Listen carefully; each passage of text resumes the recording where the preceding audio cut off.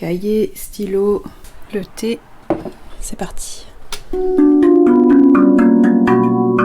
Bonjour et bienvenue dans Play, Pause, Cut, le podcast qui vous emmène en salle de montage.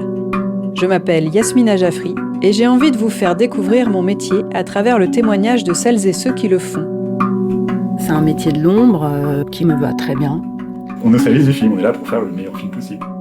Dès que tu commences à dérocher, c'est comme si c'était une sorte de pacte qui se crée entre les images et nous. On est souvent confronté au problème de redonner aux archives qu'on a déjà vues partout une nouvelle vérité qui fait qu'on les regarde à nouveau. La 3D, c'est un truc qui est vachement intéressant à monter parce que tu dois tout fabriquer. C'est beaucoup d'imagination et en fait le son aide beaucoup aussi. Play, pause, cut.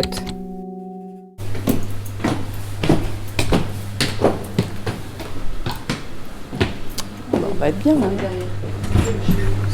Bonjour. Bonjour. C'est au Luminor, cinéma indépendant dans le quartier du Marais à Paris, que je me rends aujourd'hui. On peut s'installer là ? Ouais, pas de souci. Du 13 au 18 mars 2024 aura lieu ici même le festival Les Monteurs s'affichent, organisé par l'association Les Monteurs Associés. C'est très gentil de nous accueillir en tout cas. Merci Pas de beaucoup. problème. Avant de vous parler plus en détail de cet événement, j'ai discuté avec Andy Celito de la situation particulière de ce cinéma engagé.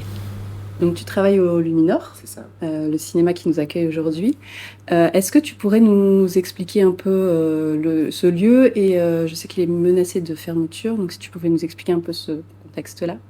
Alors après, je travaille le Luminor Hôtel de Ville. C'est un cinéma qui est un cinéma centenaire qui existe depuis 1912, maintenant plus de 100 ans, qui a eu plusieurs propriétaires, plusieurs noms. Ça a été le Latina, le Nouveau Latina. À l'époque, c'était donc un cinéma qui était plutôt consacré à du cinéma latin. Et depuis 2014, le cinéma donc a changé de propriétaire. C'est devenu le Luminor Hôtel de Ville avec une programmation plus généraliste. C'est vraiment un ciné où on essaye de montrer du cinéma art et essai un peu assez varié, mais vraiment exigeant. On choisit vraiment en cohérence avec notre ligne éditoriale. On fait aussi beaucoup d'événements, on fait des scolaires. Donc c'est un lieu assez riche. La pièce dans laquelle on se trouve, du coup, c'est vraiment le salon. Donc c'est une vraie valeur ajoutée pour le cinéma parce que ça nous permet vraiment de faire des choses un peu différentes aussi, de faire des cocktails, de faire des concerts, des expositions. Enfin voilà, il y a pas mal de choses qu'on peut faire vraiment au quotidien. Donc c'est un lieu qui est important pour nous, c'est un lieu qui est important pour le quartier. Et en effet, c'est un lieu qui est menacé de fermeture par ses propriétaires depuis 4 ans. Où en fait, en mars 2020, donc les propriétaires des murs ont déposé un courrier avec signifiant leur volonté de ne pas renouveler le bail. Le cinéma appartient à plusieurs actionnaires du monde du cinéma, donc qui ont le fonds de commerce. Et donc il y a aujourd'hui une procédure qui oppose les propriétaires du fonds de commerce aux propriétaires des murs, ceux qui veulent du coup nous expulser. Et donc voilà, faute d'accord, il y a une procédure judiciaire qui a commencé, qui est en cours. Et voilà, pour l'instant, on n'a pas encore de résolution de cette affaire, mais c'est vrai que c'est du coup une situation qui est assez compliquée. Il y a eu à peu près 2 ans où on ne savait pas trop ce qui se passait, donc on attendait de voir. Et lorsque vraiment les propriétaires nous ont assignés en justice, on a décidé du coup de médiatiser l'affaire, donc d'en parler le plus possible autour de nous, de faire une pétition qui aujourd'hui a quand même 36 000 signatures. Et au sein de l'équipe du cinéma, on a aussi décidé de créer une association de défense qui s'appelle Luminor Résiste. On a créé un bar associatif et c'est une association qui nous permet de récolter des fonds, qui nous permet d'alarmer le plus de monde possible autour de la situation du Luminor. On distribue des flyers, on fait des discours à chacun de nos événements. Et voilà, on essaie vraiment de mobiliser le plus possible autour de nous pour essayer de faire valoir que le cinéma doit rester ouvert. Ok. Oui, parce que c'est un des derniers cinémas indépendants du quartier en plus. C'est ça. C'est le seul cinéma indépendant du Marais. Donc voilà, c'est vrai qu'en termes de diffusion, parce que à la fois au niveau des films qu'on diffuse, c'est quand même des films qui peuvent être parfois un peu fragiles, mais qu'il faut montrer absolument. C'est des films qu'on garde longtemps à l'affiche, parfois 4, 5, parfois des mois. Et puis voilà, on parlait de l'éducation aux images, c'est vrai que c'est aussi des classes qui viennent toutes les semaines, de différents dispositifs, de la maternelle jusqu'au lycée. Et c'est aussi un cinéma de quartier avec une clientèle habituée, une clientèle pas mal composée de seniors aussi du quartier. À plein de niveaux, c'est un lieu qu'il faudrait, à mon avis, et de l'avis de beaucoup, qu'il faudrait vraiment absolument préserver. Et donc la pétition dont tu parlais, elle est où est-ce qu'on peut la trouver ? Elle est un peu partout. En fait, c'est une pétition uniquement en ligne sur change.org. Et donc, elle est à la fois on les partage sur nos réseaux sociaux, elle est sur notre site internet. C'est un outil de médiatisation énorme. Et nous, voilà, c'est 36 000 signatures, c'est quelque chose qu'on peut faire valoir un peu partout pour montrer à la juge que c'est un lieu qui est défendu. Et puis aussi, ça nous permet d'être visible. Oui. Donc c'est un biais qui est quand même vraiment important. Ok, super. Bon. Merci beaucoup. Merci à toi. Au moment où je termine le montage de cet épisode, la pétition comptabilise plus de 38 000 signatures. Je vous mets le lien en description.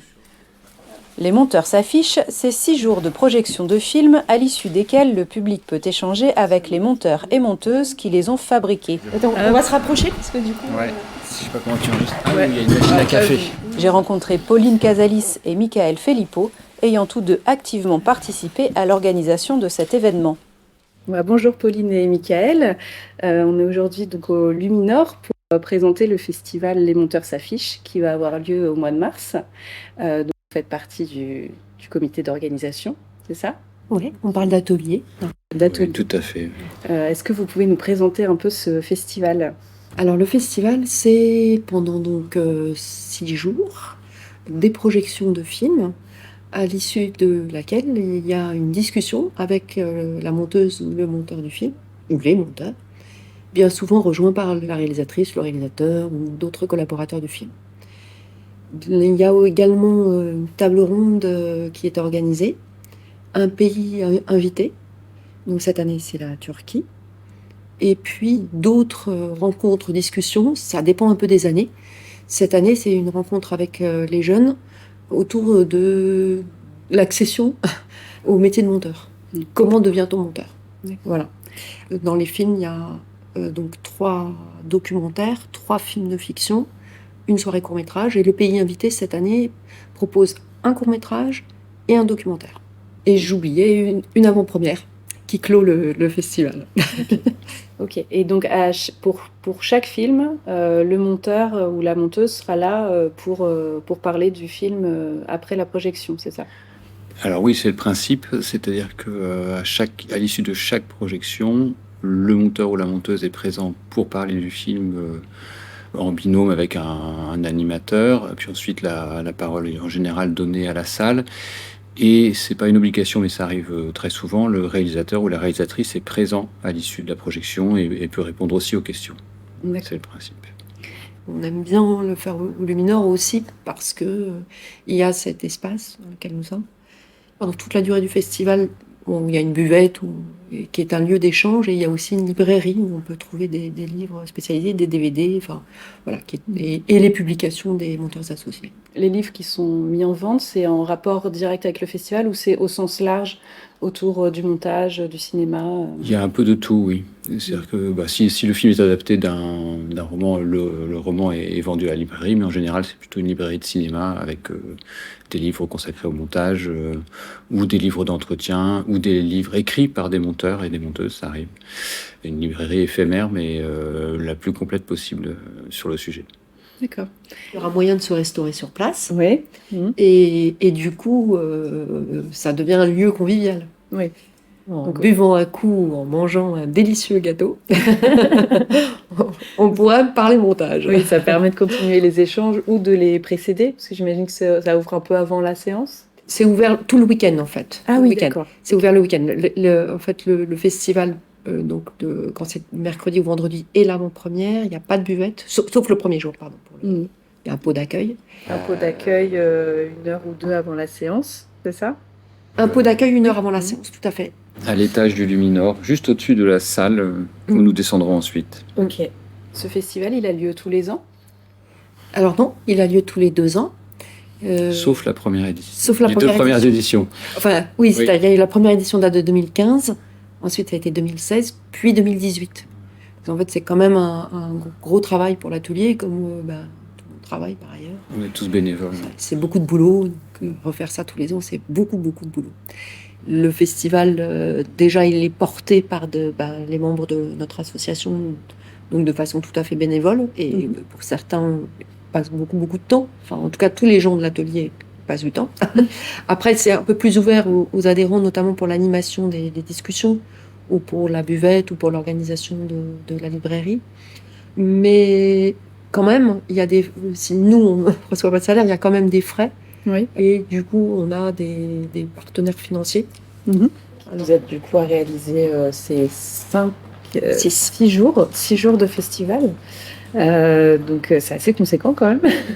6 jours dans un week-end complet. Ouais, dont un week-end complet. Comment est venue cette idée de festival ? Alors, l'idée du festival elle est venue pour contrer un principe d'invisibilisation. Le festival est porté par l'association Les Monteurs Associés, LMA, qui est une association de monteurs avec des multiples aspects de réflexion autour du montage, avec des rencontres, c'est organisé en association, un conseil d'administration qui se réunit tous les mois, différents ateliers, dont celui du festival qui s'est mis en place donc à partir de 2015, et donc maintenant toutes les années pair, parce qu'on s'est rendu compte au sein de l'association que le métier de monteur n'était pas assez médiatisé, c'est un bien grand mot, mais en tout cas il n'était pas assez visible. Et il avait même tendance à s'invisibiliser de plus en plus. Donc c'était pour contrer, en tout cas pour mettre au jour ce travail qu'on dit de l'ombre, et qui est un travail pourtant essentiel dans la production du film, puisque avant le montage, le film n'existe pas, il est juste tourné, et s'il est tourné, il ne peut pas être entré en salle. Il faut qu'il y ait cette opération essentielle du montage, qui est la plupart du temps escamotée, on va dire, dans la façon dont on envisage le cinéma de manière générale. Invisibilisation, pardon, du monteur, mais aussi du film. Du film. Parce que l'idée était aussi partie du fait que on travaille longtemps. Ça dépend des productions, mais on travaille quand même au moins 3 fois le temps du tournage en montage, au moins. Et voire beaucoup plus, c'est un travail d'écriture. Donc on travaille longtemps sur un film, et puis parfois il n'est pas vu, peu vu. Donc c'était aussi une occasion à des films peu vus, voilà, de pouvoir être présentés, projetés et discutés. D'accord. Oui, parce que j'ai vu que dans la programmation, donc ce sont des films qui sont sortis entre 2021 et 2023, plus l'avant-première en stand de festival. C'est ça. Ouais, c'est ça. L'idée, c'est que les films sortis depuis ou diffusés depuis la dernière édition du festival. D'accord. Pour donner à voir des films dont on estime qu'ils n'ont pas trouvé leur public. Oui.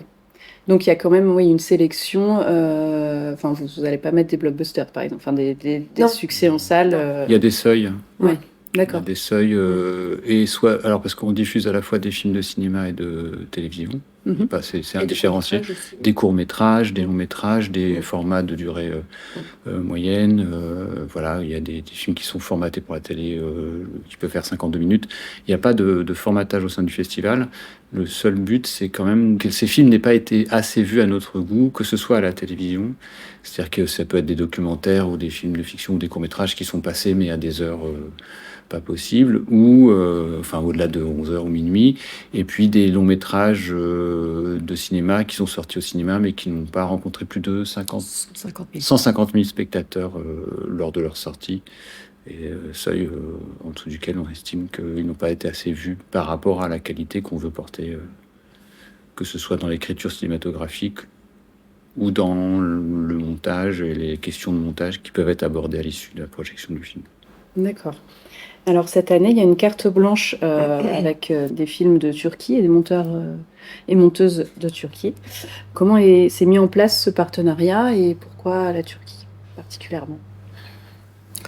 Alors, du coup, chaque année, c'est un pays invité. Ça a commencé, je crois, avec le Canada ou le Québec. Ensuite, c'était l'Allemagne, il y a eu l'Italie, l'Argentine. Et en fait, cette année, l'an dernier plutôt, on a, au sein de l'association, les monteurs associés, on a été sensibilisés à l'emprisonnement de Iran Örs, d'un monteur kurde en l'occurrence, mais qui a été emprisonné en Turquie pour des raisons plutôt politiques, quoi. Donc on s'est un peu mobilisé et entré en contact avec lui pour le soutenir.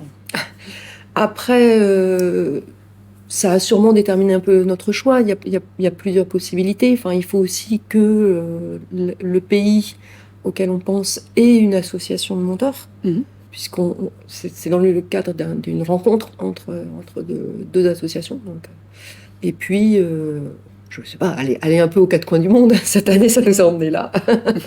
Mais bon, on avait aussi des raisons liées aussi à notre soutien à Aaron Earth. Et puis, on a un monteur dans sein de l'association qui peut faciliter les échanges. Voilà, il fait partie aussi des deux associations, la CUDA et des LMA. D'accord. Et je crois qu'il y a une bonne nouvelle à propos de ce monteur turc. Oui, oui, voilà.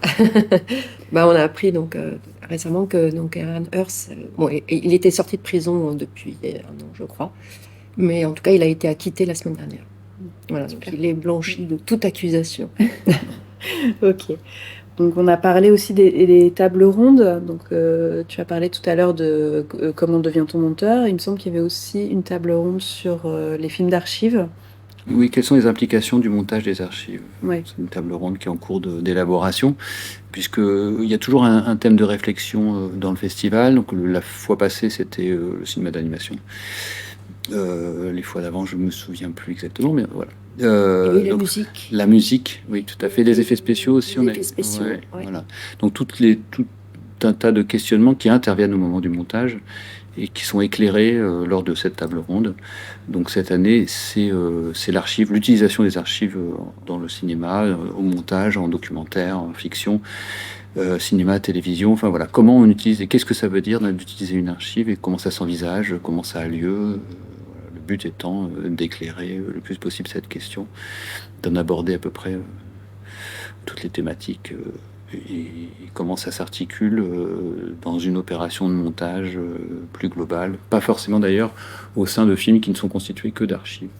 Est-ce que ces tables rondes, elles donnent lieu derrière à des publications? Alors de toute façon, toutes les discussions sont enregistrées et il y a une publication au festival suivant. Donc cette année, on pourra voir, on appelle ça les actes, la publication des actes de l'édition de 2022. Et donc, il y a aussi la table ronde qui, cette année-là, enfin en 2022, tournait autour de l'animation. D'accord. Ces actes sont publiés et disponibles à la librairie.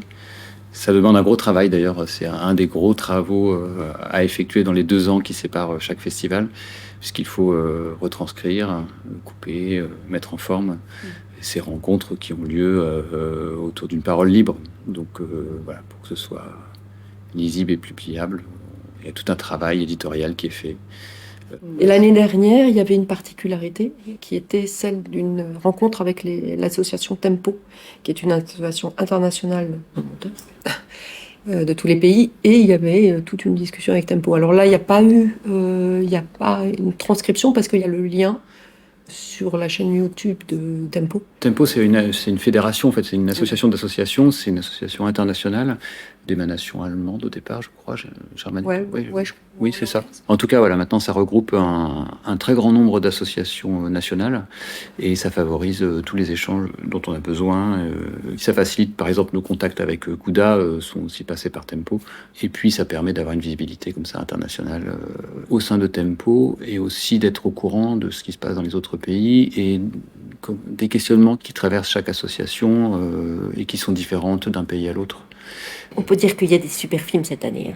Ah oui, Ah ouais. Vous voulez parler un peu de films en particulier? Est-ce que vous avez des coups de cœur On est assez content de notre programmation cette année. Ça a été un gros travail de visionnage, de discussion, ce qui a duré plusieurs mois. On a commencé ça il y a... En avril? Oui, il y a un an, quasiment un an en fait. D'accord. C'est un très très gros travail pour rassembler tous les films.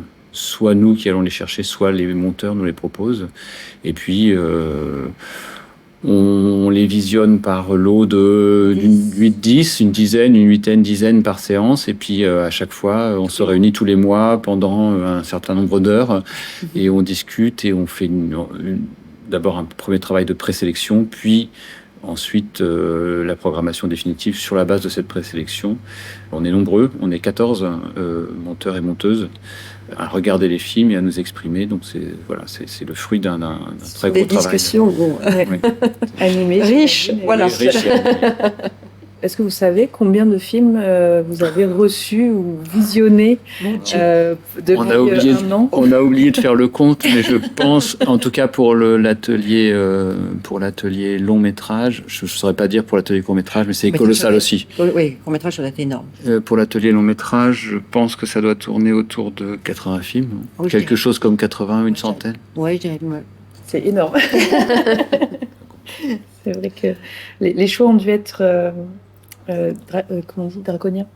Et Cornélien. Cornélien, voilà. Oui, il y a Cornélien. des films qui s'imposent quasiment tout de suite, d'autres c'est plus compliqué parce que c'est soumis à discussion et comme je disais tout à l'heure, nous sommes 14 dans ce comité de sélection, donc voilà, ça prend du temps, c'est soumis à discussion, à vote et puis à consensus. Oui, il y a un équilibre aussi à trouver Oui. au sein même de la programmation. Oui. Pas faire 6 films autour du même thème. Enfin. C'est ça. Et puis, il faut faire la part belle à la fois aux fictions et aux documentaires. C'est pour ça qu'on fait une parité exacte entre fiction et documentaire. 3 fictions, 3 documentaires, en tout cas. D'accord. Est-ce qu'il y a une parité homme-femme aussi dans les monteurs? Dans l'atelier? Dans les films sélectionnés J'ai pas réfléchi à cette question. Je crois que c'est à peu près égalitaire, il me semble. Oui. Je suis en train de vérifier, pardon, mais je suis en train de vérifier. Il y a 4 garçons. Il y a 4 garçons et une fille. C'est pour ça que Dans les longs métrages, il me semble c'est que paritaire. c'est à peu près paritaire. C'est pour ça que ça m'a sauté aux yeux que c'était pas du tout paritaire. D'accord. Bon, on a un petit effort à faire pour les courts-métrages, alors. Bon, T'as raison. Super, c'est super.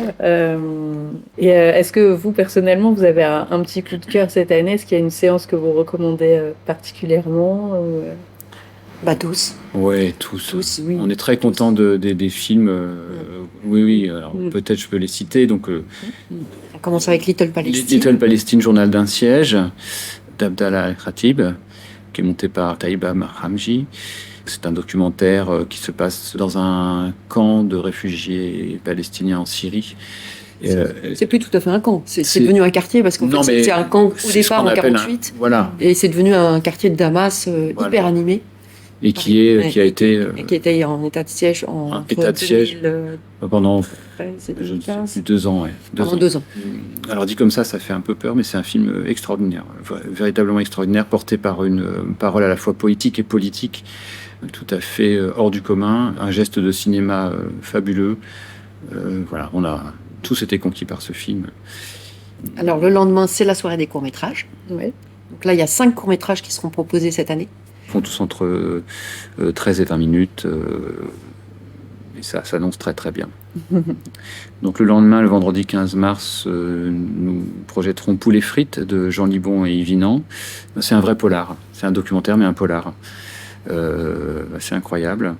Je ne peux pas en révéler plus parce que c'est un vrai polar. Donc mais c'est un polar documentaire.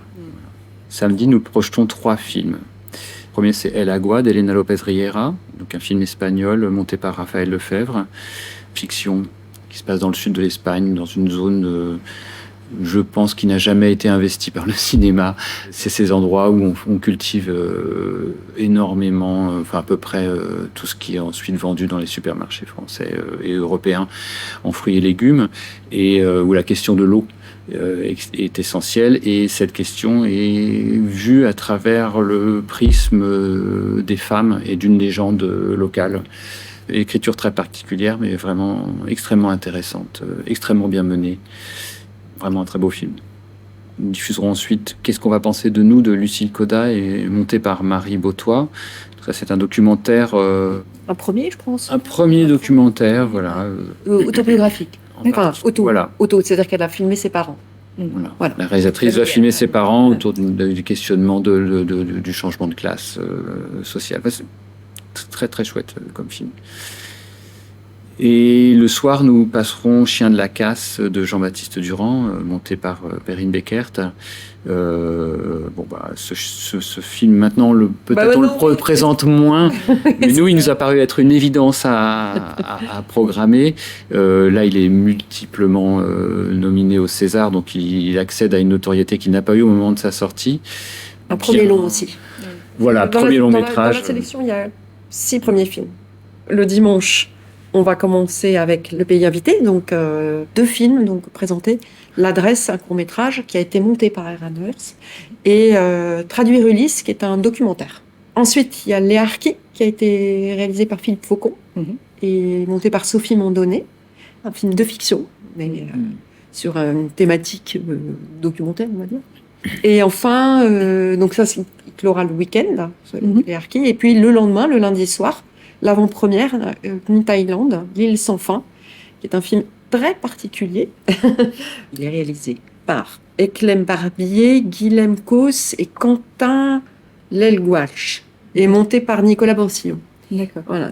C'est un documentaire. C'est un documentaire et c'est un film particulier parce que les rushs sont tirés d'un jeu en ligne, enfin de réalité virtuelle, survivaliste. Et en fait, l'équipe, les 3 réalisateurs ont pris des avatars et se sont glissés dans ce jeu-là et sont allés à la découverte de ce monde virtuel. Le jeu se passe pendant le confinement. D'accord. Donc il me semble qu'il y avait eu énormément de rush. Donc, en plus du travail d'écriture, il y a eu aussi un travail énorme de visionnage et de choix cornéliens probablement à faire au départ par l'équipe de montage. Et c'est au départ effectivement un univers survivaliste. Donc ça questionne aussi, au moment de la pandémie mondiale du Covid, ça questionne l'effondrement des principes de solidarité ou pas, la barbarie, l'exploration en tant que telle, le rapport à la poésie aussi. Enfin, tout un tas de questionnements assez improbables, mais rassemblés dans ce film étonnant à tout point de vue. Hyper intéressant.